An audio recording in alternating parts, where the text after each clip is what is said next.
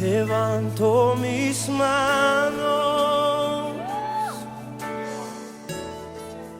aunque no tenga fuerza.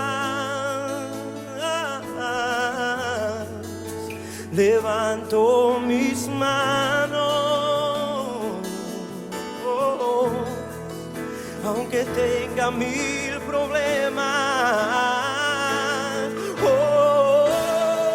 Cuando levanto mis manos, comienzo a sentir. Bueno, mis amados, como ustedes pueden ver, hoy, ¿cómo se llama el tema? Los obstáculos del Evangelio, los obstáculos del sacrificio de nuestro Señor Jesucristo. Entendamos que si hablamos del Evangelio, ¿sí? Recordamos que Herodes hizo lo posible antes de que naciera el Señor, y cuando nació, ¿sí?, de perseguir al Hijo de Dios. Recordamos todos los bebés que fueron perseguidos cuando se enteraron de que el Mesías iba a nacer. Bueno, Herodes fue, digamos, tomado por esa fuerza oscura, y por eso murieron en ese entonces, en los 2 primeros años de nuestro Señor Jesucristo, murieron miles de bebés.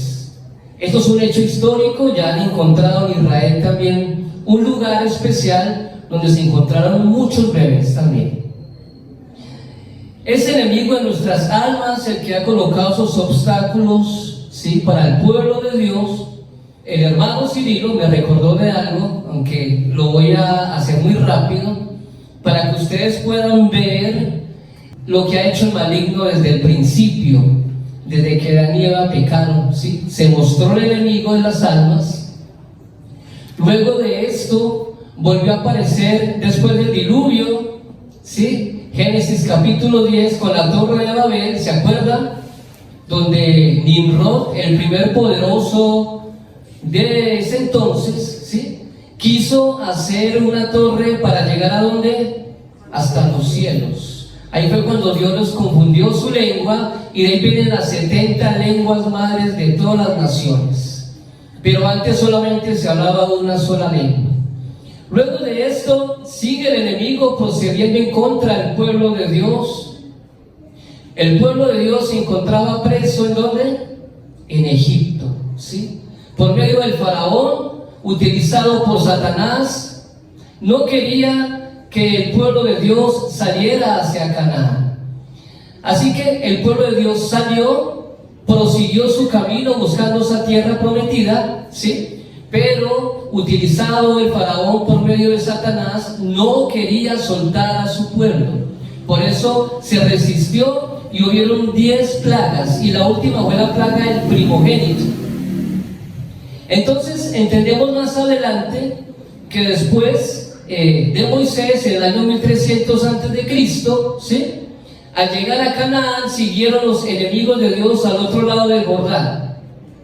En este caso, cuando llegaron los espías, los 2 espías, se encontraron a unos hombres gigantes, a los Nefilim, ¿sí?, a los hijos entre los dioses y las mujeres de los hombres. Eso está en Génesis 6, capítulo 6, versículo 1, versículo 2.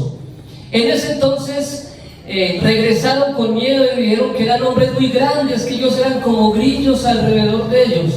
Pero más sin embargo Josué prosiguió, que le creyó al Señor y siguió adelante para ir a la tierra de Canaán. Después de esto, en los años 930 antes de Cristo, llegó el pueblo asirio, ¿sí?, y en el año 722 Israel fue llevado cautiva por el pueblo asirio. Luego de esto, en el año 535, Judá, ya desaparecido Israel, fue llevado cautivo hacia Babilonia por Nabucodonosor II. Si vemos cómo el pueblo de Dios ha sido perseguido en toda la historia. Y luego de esto, mis amados, al llegar nuestro Señor Jesucristo, ya les acabé de contar la historia de Herodes, la historia de Roma, la Roma imperial, 60 años antes de Cristo, que había tomado el dominio sobre los griegos en el año 300 antes de Cristo, por medio de Alejandro Magno. Llegaron los romanos a tomar el poder de todas las naciones desde ese entonces, amados. Y según mis estudios y lo que yo he podido estudiar, Roma todavía tiene poder. Se escribe el Apocalipsis en el año 92 después de Cristo por medio de Juan en la isla de Patmos, y ahí nos dice Juan y nos habla de Nueva Babilonia. Nuevamente vuelve a hablar de Babilonia, la madre de todas las rameras. ¿No se supone que Babilonia había caído 400 años o 500 años antes de Cristo por medio de los medo-persas? ¿Qué sucedió? ¿Por qué Juan, el apóstol Juan, el último de todos, vuelve a hablar de Babilonia? Increíble, ¿cierto? O sea que miramos que Babilonia no es algo físico, Babilonia es algo espiritual, lo que está por detrás de los reyes, ese reino espiritual que gobierna mentes, corazones humanos, ese reino que hoy en día se le llama el nuevo orden mundial. ¿Entendemos? Desde el año 91, ahorita 1991, el padre de los Bush, George Bush, dijo por primera vez en la ONU que ellos estaban corriendo hacia un nuevo orden mundial y que iban a avanzar a pasos agigantados como presidentes reuniéndose ante la ONU, y que todas las organizaciones mundiales iban a ser recogidas para un solo gobierno a nivel mundial, una sola nación, una sola moneda, una sola religión. ¿Usted sabía eso? Eso es lo que Satanás ha querido tener desde un principio, el tener el dominio a nivel mundial. Si hoy en día, mis amados, eso ya lo estamos viendo a pasos agigantados por medio de la ONU y del Vaticano, ¿sí? Sabemos que el Vaticano sigue siendo un lugar donde se sienta, según Apocalipsis 17 y 18, donde se siente y se va a sentar el falso profeta. ¿Quién más? Otros dos personajes que van a dar, posiblemente van a aparecer a futuro. O sea que la iglesia posiblemente va a ser, ¿qué? Nuevamente, ¿qué? Perseguida. La ONU está dando pasos agigantados y su ideología de género la está llevando desde las escuelas y se está moviendo de una forma letal, hermanos. Hoy en día la iglesia está pasando por quizás uno de los momentos más oscuros de su existencia, donde los hijos de Dios, cuando los que tenemos hijos adolescentes, cuando van a los colegios o a las escuelas, les están enseñando, mis amados, cosas no tan bíblicas. Hoy en día, mis amados, posiblemente lo que estamos viendo de China, el poder, que quiere tomar el poder mundial, y la moneda de Estados Unidos comenzar a descender, posiblemente el comunismo o la izquierda global quiere tomar el poder, hermanos. O sea que los que estamos despiertos como el pueblo de Dios, los que conocemos la historia desde el principio, cómo Satanás, como ese adversario de las almas ha querido tomar el dominio a nivel mundial, hoy posiblemente es una realidad. ¿Usted sabía, mi amado, sobre esto? Entonces vamos a introducirnos ya al tema: obstáculos del Evangelio, el enemigo de nuestras almas y sus herramientas. Hoy vamos a ver tres de esas grandes herramientas que son las bien espirituales, ¿sí? Las más letales son las armas espirituales que él tiene, pero también posee, ¿sí? Ahorita vamos a mirar los deseos de la carne, ¿sí? ¿Qué más? Los deseos de los ojos y la vanagloria de la vida. Vamos a leer entonces Primera de Juan, capítulo 2, versículo 16.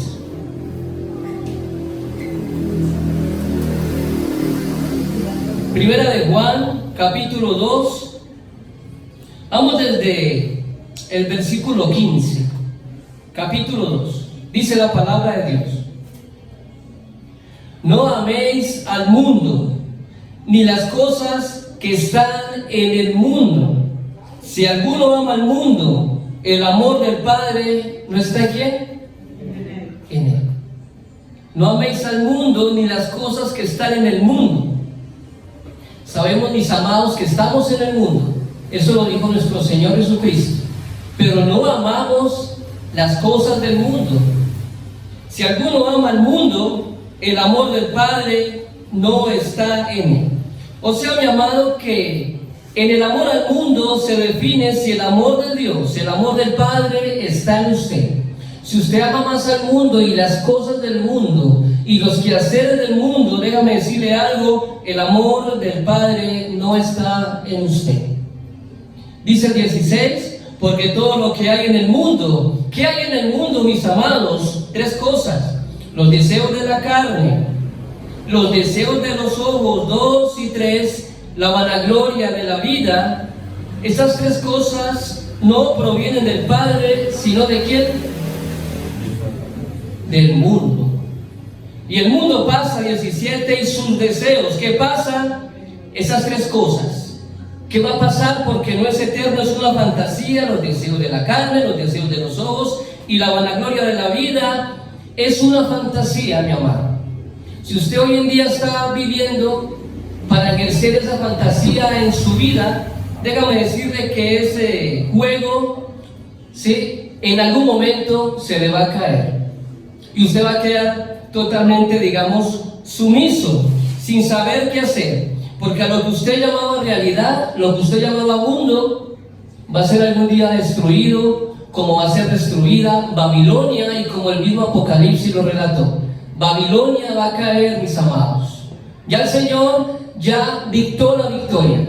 Babilonia va a caer. ¿Usted lo cree? El mundo pasa y los deseos, sus deseos, pero el que hace la voluntad de Dios permanece para siempre, mi amado. Si usted quiere permanecer para siempre, si su alma, o si usted ama de verdad a su alma, mi amado, comience a desprenderse de ese mundo, de esas tres cosas. Porque si usted no hace esto en vida, ¿qué puede suceder? Usted no va a andar en la voluntad de Dios y no va a permanecer para siempre, no va a ir a la vida eterna. Puede perder su salvación, mi amado. Me parece algo muy delicado, ¿cierto que sí? El mundo, o en el reino del príncipe de los aires, esto nos habla Efesios capítulo 2, de que este mundo espiritual, el que rige por detrás de las masas, detrás de los presidentes, detrás de las mentes, hay un ser, y no solamente un ser. Ese ser tiene toda una organización conjunta, la cual no la podemos ver, pero existe, ¿sí? Son espíritus, mis amados, que se han rebelado en contra de Dios desde los cielos. Y si usted no conoce contra quién es la guerra, mi amado, si usted no sabe las herramientas del príncipe de las tinieblas, ¿cómo lo va a combatir? Gloria a Dios, tenemos la armadura de Dios de Efesios capítulo 6. Ahí están todas las herramientas. Y usted tiene que tomar todas las herramientas, porque si usted va a ir a la guerra con una sola armadura, no lo va a poder combatir, mi amado.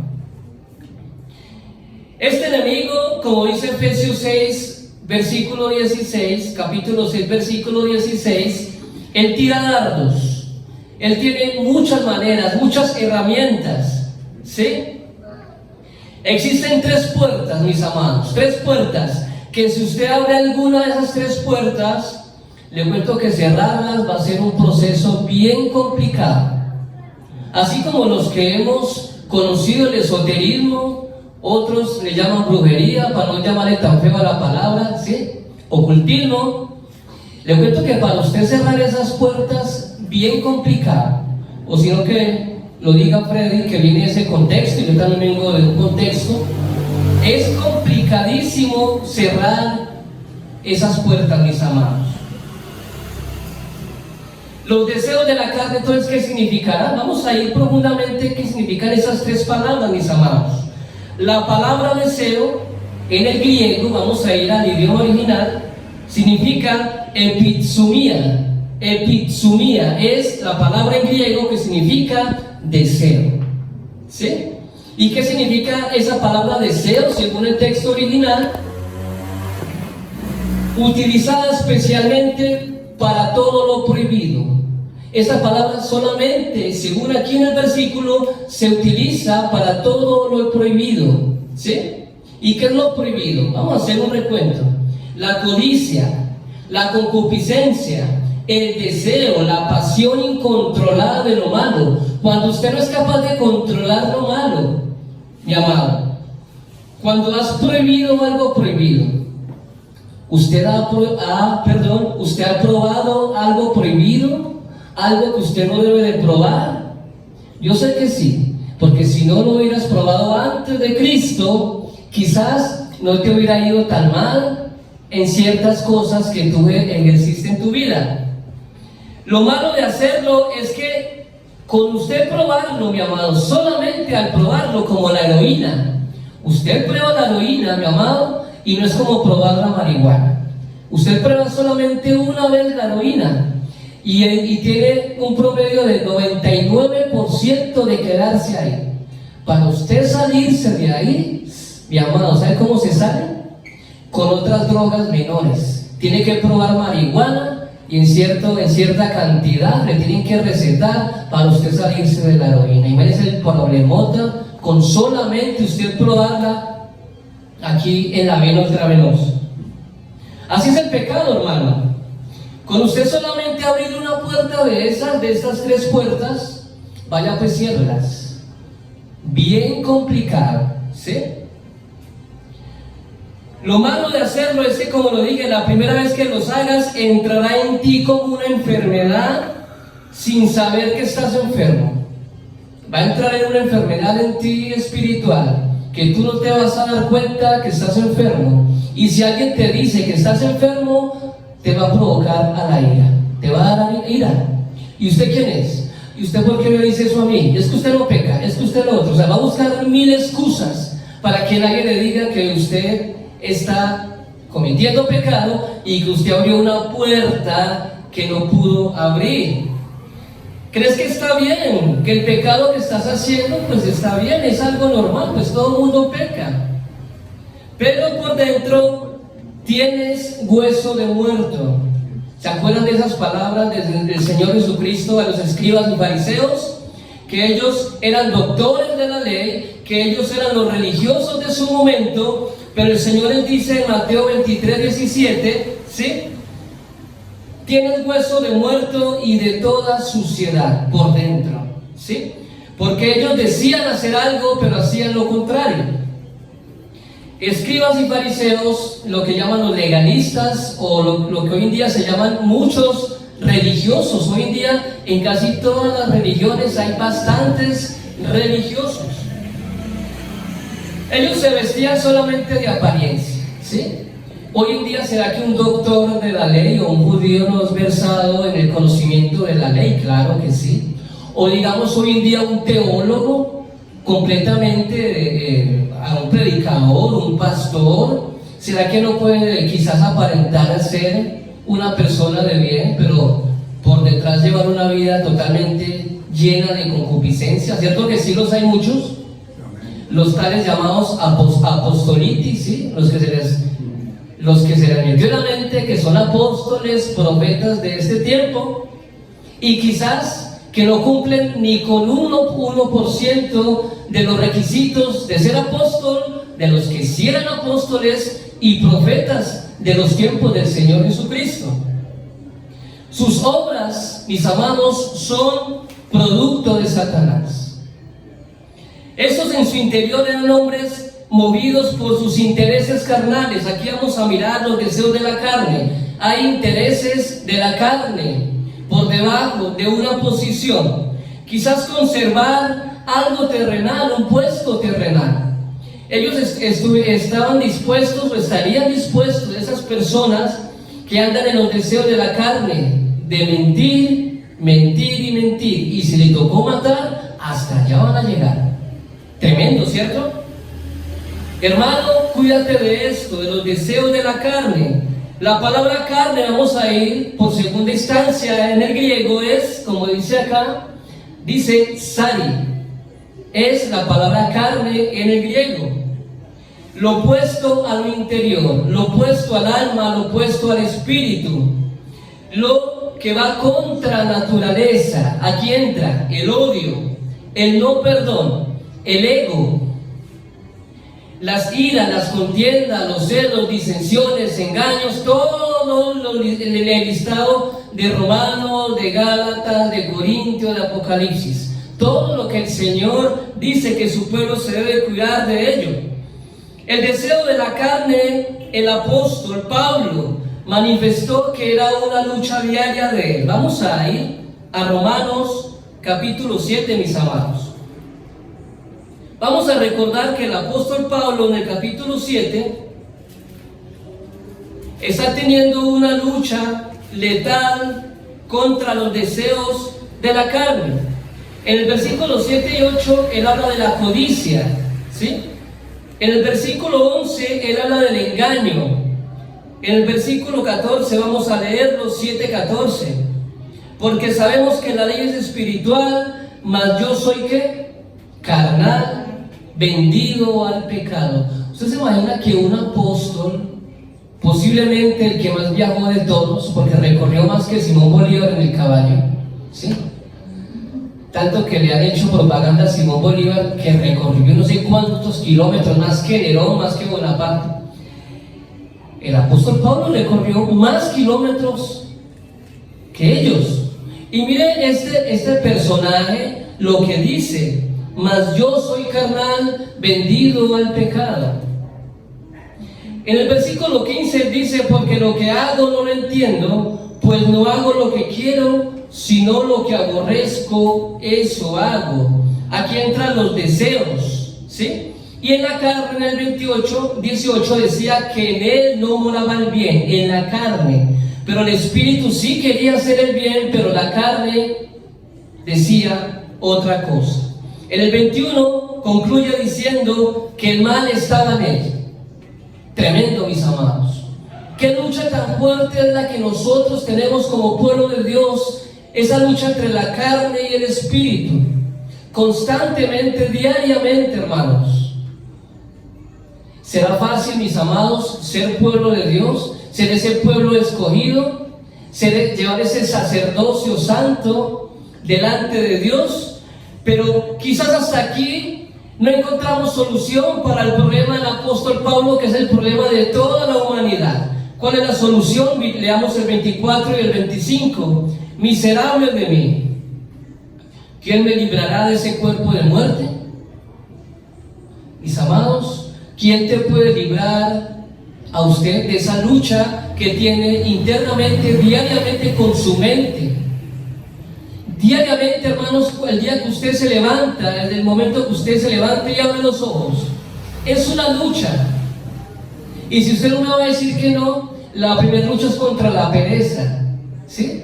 La pereza de orar, la pereza de levantarse temprano y confesar pecado, la pereza de leer la palabra, de por lo menos sacar un tiempo corto, mi amado, de leer algo de la palabra, la pereza de usted mantenerse en ese día, constantemente en las cosas espirituales. ¿Es fácil esa lucha que tenemos diariamente contra la carne?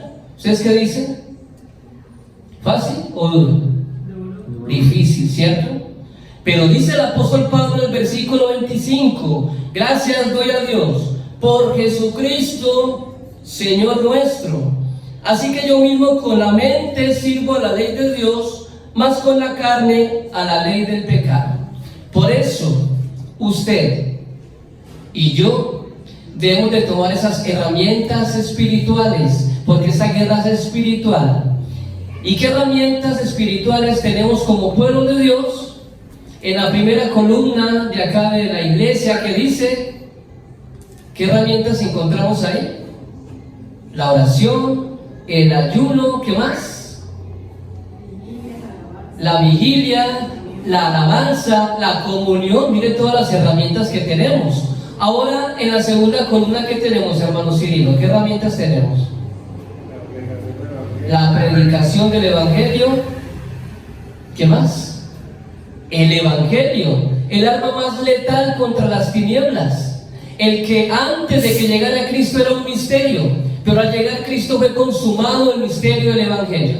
Amén. Amén. Encontramos la herramienta de la disciplina en la parte 3 del discipulado, de usted ser un verdadero discípulo, de usted llevar una vida de escuela, de palabra de Dios, de usted conformar ese espíritu, de tener conocimiento bíblico, porque la guerra que usted va a tener es por medio de la palabra, porque a Satanás también sabe de Biblia y usted debe decirle como está escrito, como lo dijo el Señor en el capítulo 4 de Mateo cuando fue tentado en el desierto, como dijo Dios, como dice la palabra. Usted debe tener la mente aquí listica para cuando le llegue un pensamiento malo, ¿sí? Un pensamiento del maligno, ¿qué se debe hacer?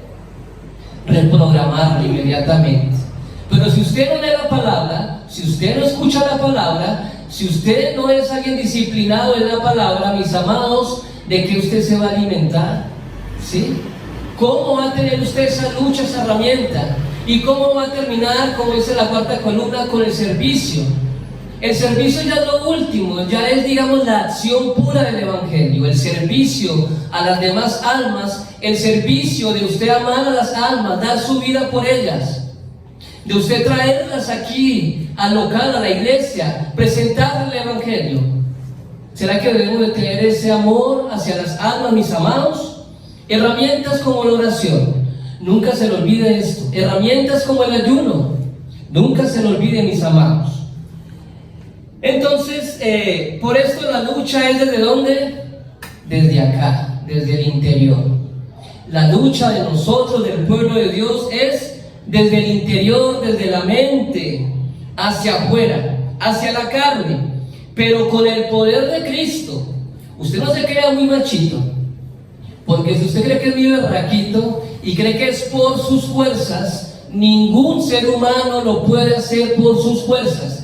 Ni siquiera los judíos, que son, digamos, tan disciplinados en las cosas espirituales, pudieron hacerlo por sus fuerzas. Necesitaban ¿a quién? A un Mesías. Y llegó el Mesías. ¿Y ahora qué esperas? Pues aférrate a ese Mesías, a ese Salvador, porque Él ya luchó contra las tinieblas, Él ya liberó a su pueblo, ya lo liberó, hermanos. Cuando usted se bautizó, cuando usted llegó a los pies de Cristo de la iglesia, las cadenas que Satanás tenía con usted, digamos, y los contratos, los que pudieron llegar a hacer hasta contratos con Satanás, hermano, el momento de su bautizo, todo eso fue ¿qué? Quebrado, ¿sí? Me sorprende el hermano Freddy, gloria a Dios, él dice que él sentía un peso aquí en la parte de atrás antes de bautizarse. Pero después de que se bautizó, él dice que ese peso se bajó de su espalda. Damos gloria a Dios por eso. Amén. ¿Sí ve que el poder del Evangelio? El poder del Evangelio es poder de salvación a todo en el que cree.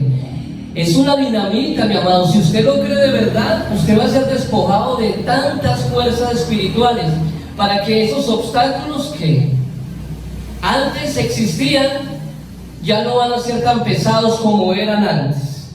Los deseos de los ojos, la segunda parte.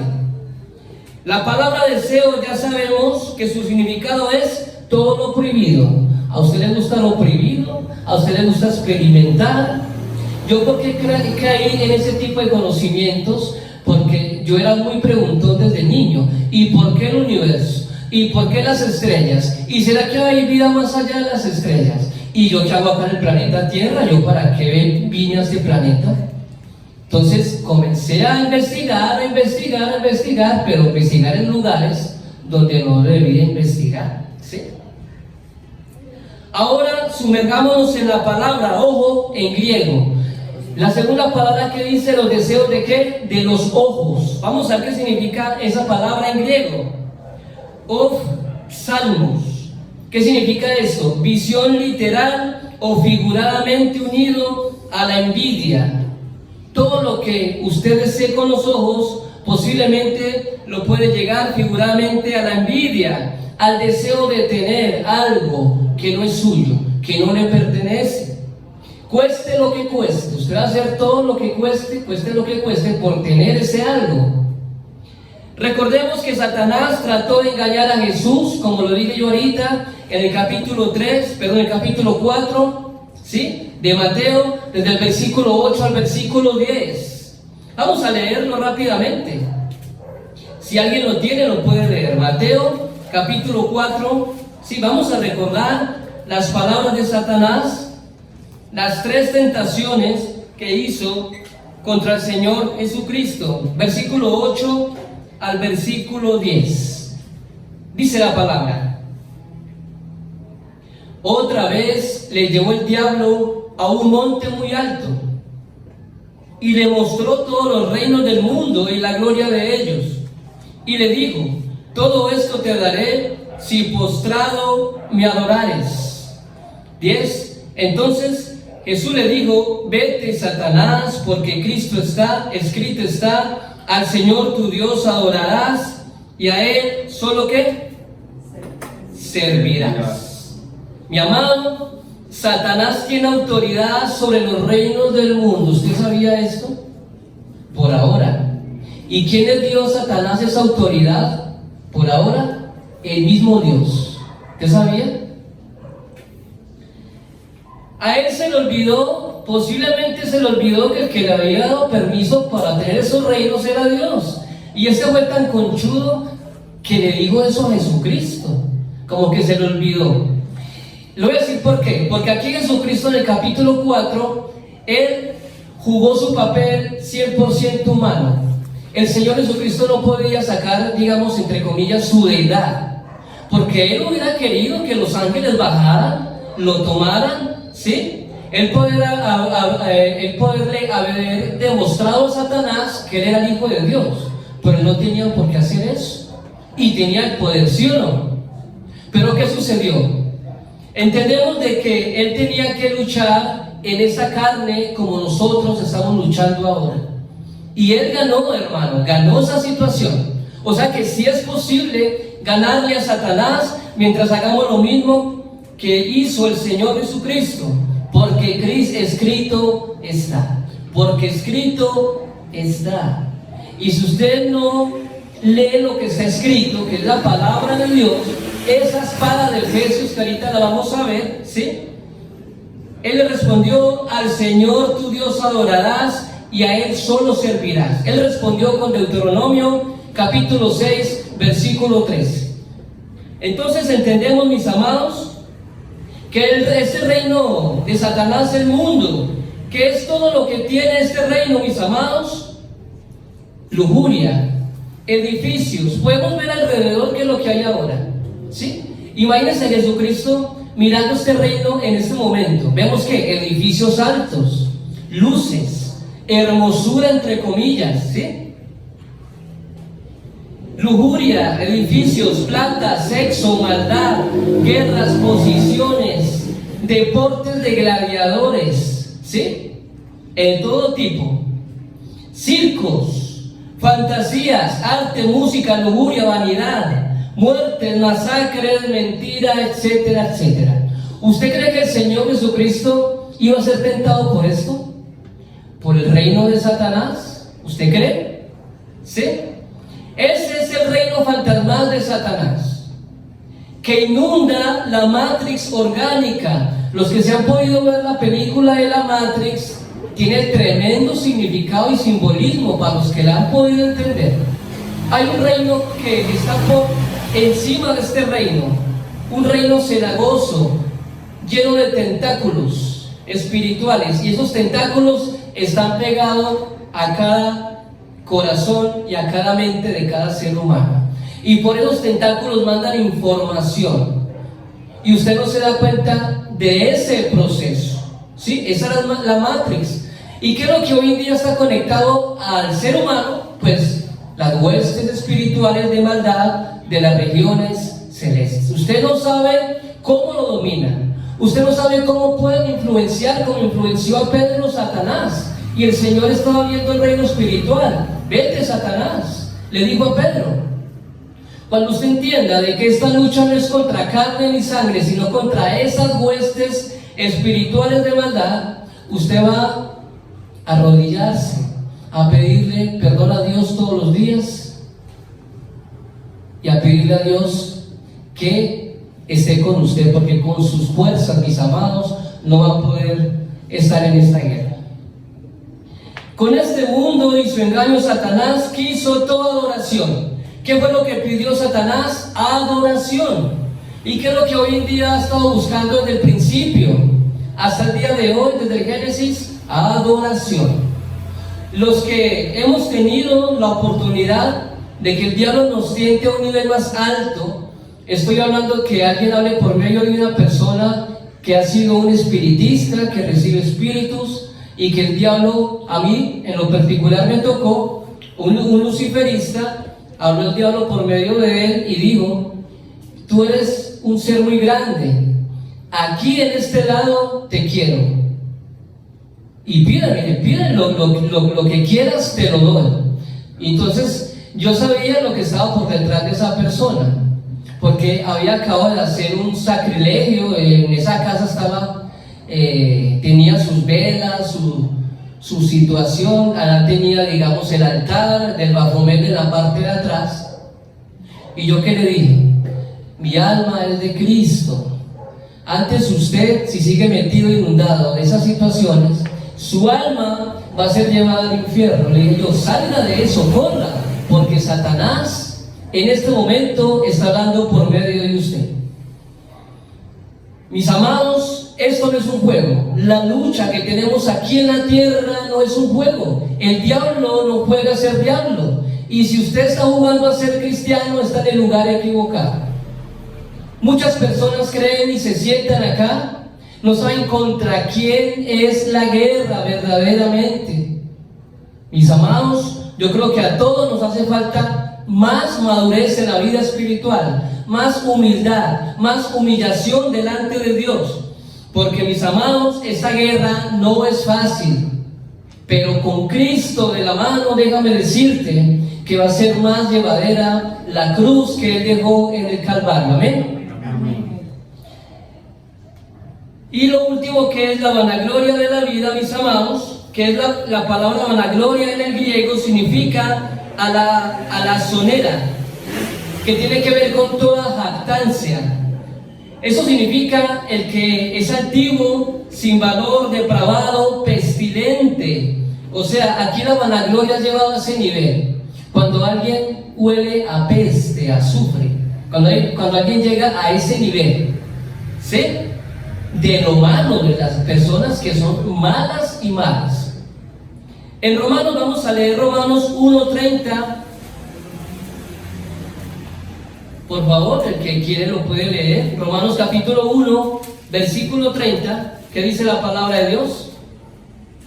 Murmuradores, detractores, aborrecedores de Dios, injuriosos, soberbios, altivos, inventores de males, desobedientes a los padres. Amén. Aquí encontramos la palabra soberbios, altivos, inventores de males, desobedientes a los padres. Aquí se habla de los soberbios, los altivos, los inventores de males. Los practicantes de estas cosas no entrarán en el reino de los cielos. Hay varios listados, la Biblia nos muestra claramente, ¿sí? Y son dignos de muerte, son reos de muerte según la palabra. Imagínense que a usted le llegue la pelona, como decía Albertico, ¿se acuerda, Mano Wilmer? Que a usted le llegue la pelona y usted me pierde la situación de eso. Bendito sea el Señor, ¿sí? Yo creo que usted ya comienza a sentir el calorcito que le espera. La arrogancia es pecado, mis amados, y produce complacencia y ostentación de lo que uno posee para impresionar a otras personas. ¿Usted quiere impresionar a otras personas? ¿Usted quiere esa vanagloria de la vida? Vamos a leer Santiago 4:16. ¿Quién lo lee, por favor? Santiago 4:16. De lo contrario, están haciendo alarde de sus propios planes y semejante jactancia es maligna. Ok. Toda jactancia semejante es mala. ¿Qué está hablando aquí del contexto en el capítulo? De los que colocan esperanza en sus riquezas, ¿sí? El yo y yo. Yo hice esto, yo hice lo otro, ¿y dónde está Dios? ¿Cuándo es que usted le da la vanagloria? Pero a Dios, al verdadero, no a usted. Usted no obtiene lo que Dios le permite por sus fuerzas, no, Señor.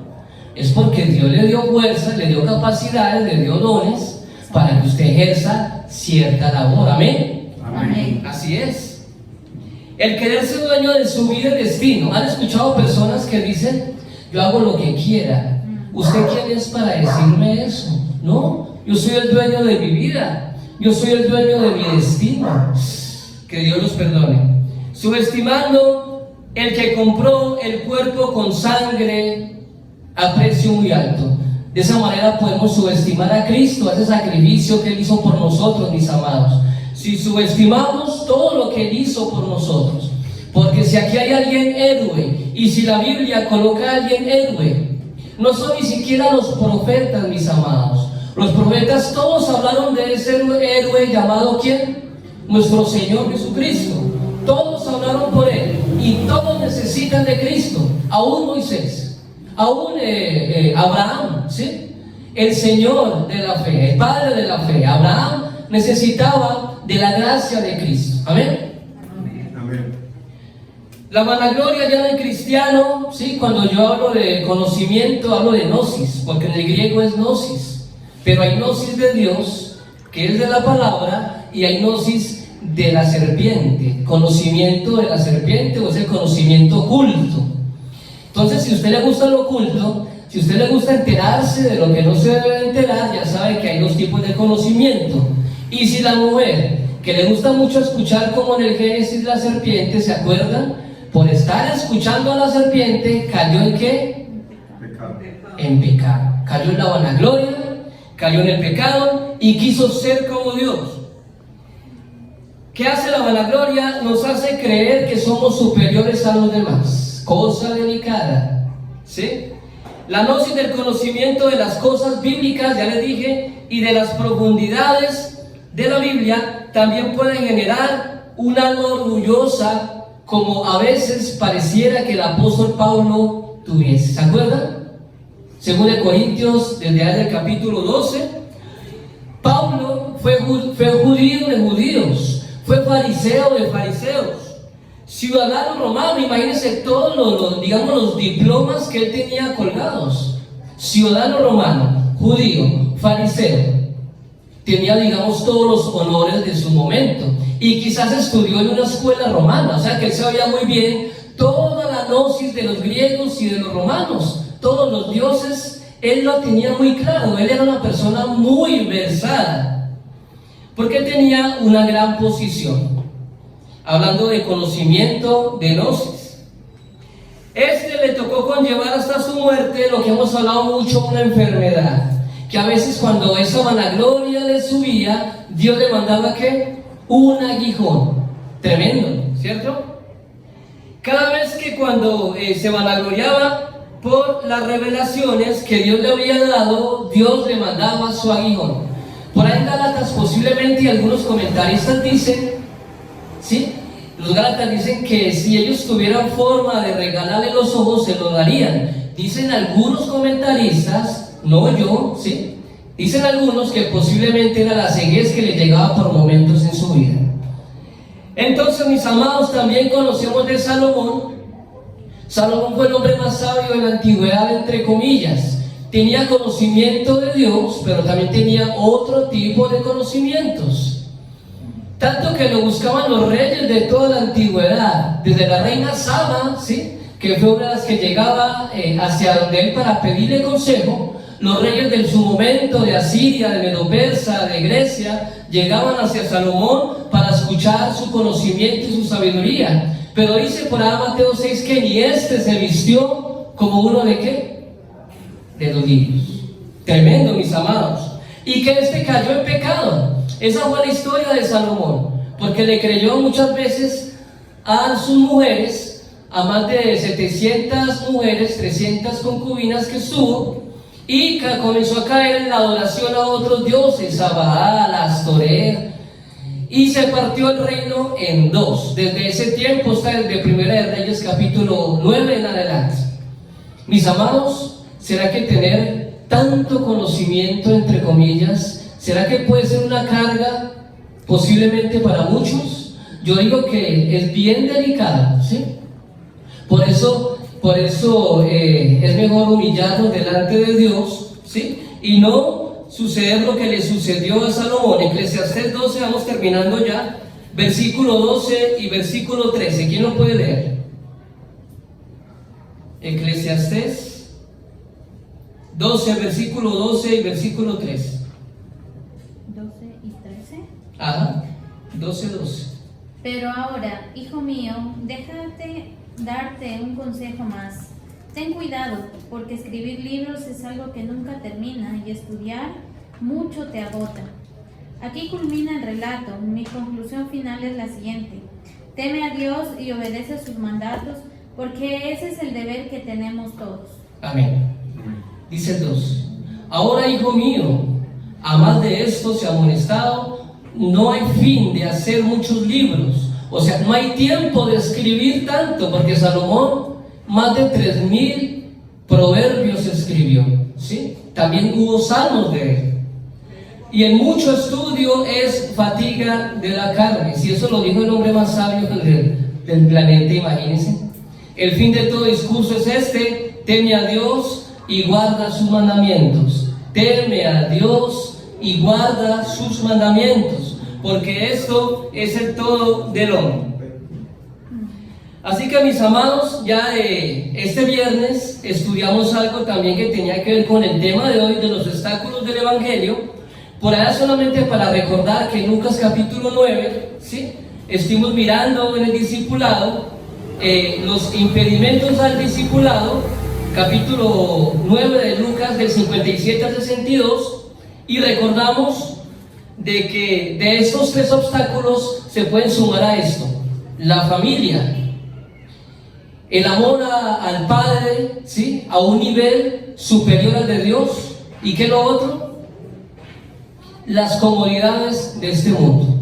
Así que, mis amados, hay muchas formas de que Satanás, de que el príncipe de las tinieblas puede tener. Él tiene muchas herramientas, pero si usted tiene el sello del Espíritu Santo, si usted se arrepintió de todo corazón y si usted recibió el Evangelio de Cristo para tener perdón de pecados, el don del Espíritu Santo fue anexado a la iglesia, mi amado, y usted está perseverando en la doctrina de los apóstoles. Déjeme decirle que a usted nada de este mundo le va a poder quitar la salvación. Amén. Amén. Así que, mis amados, este era el tema de esta noche.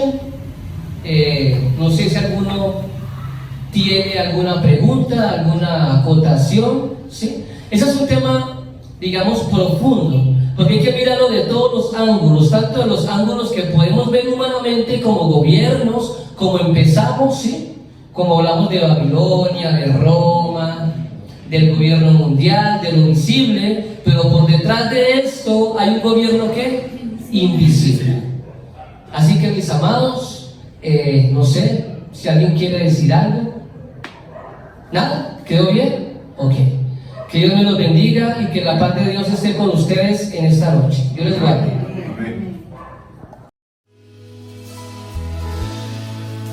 Levanto mis manos, aunque no tenga fuerza. Levanto mis manos, aunque tenga 1000 problemas. Cuando